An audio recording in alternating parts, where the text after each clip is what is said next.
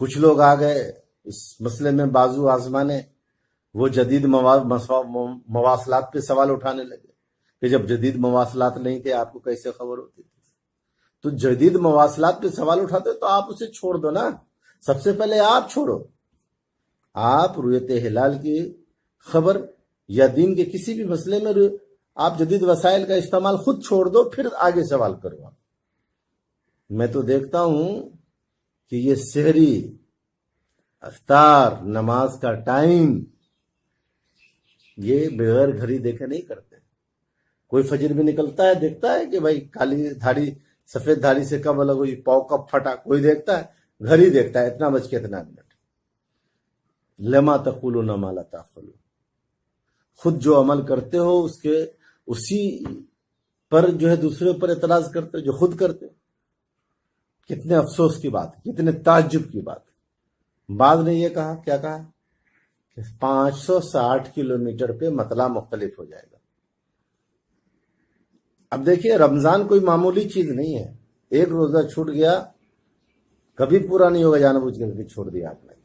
شب قدر معمولی چیز نہیں ہے، آپ نے 560 کلومیٹر کی بات کی ہے، 560 کلومیٹر کی آپ نے بات کی ہے، تو آپ کی ذمہ داری بنتی ہے کہ جب چاند دیکھا جائے اس مقام سے 560 کلومیٹر ناپ کر امت کو بتائیے کہ دیکھو تم رمضان میں ہو یا پھر تم لوگ رمضان کے دائرے کے باہر ہو۔ کبھی نہیں کیا، بس بول کے بھاگ کے چلے گئے۔ پریکٹیکلی جو کہتے ہیں وہ کر کے امت کو دیجئے۔ بولنا بہت آسان ہے، کچھ بھی بول کے چلا جائے گا، یہاں کی رؤیت لو وہاں کی نہیں لو، ایسی کوئی حدیث ہے کیا؟ اور یہاں وہاں کا اطلاق کہاں سے ہوگا؟ اس کو بانٹ کے بتاؤ، یہاں کسے کہیں گے وہاں کسے کہیں گے؟ جو منہ میں آ رہا ہے بول رہے ہیں۔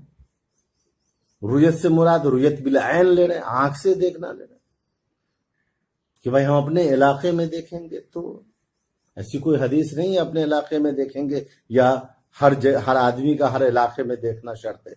ایک آدمی کا دیکھنا پوری امت کے لیے شہادت ہے، ایک آدمی نے دیکھ لیا پوری امت کے دیکھنے کے برابر ہے۔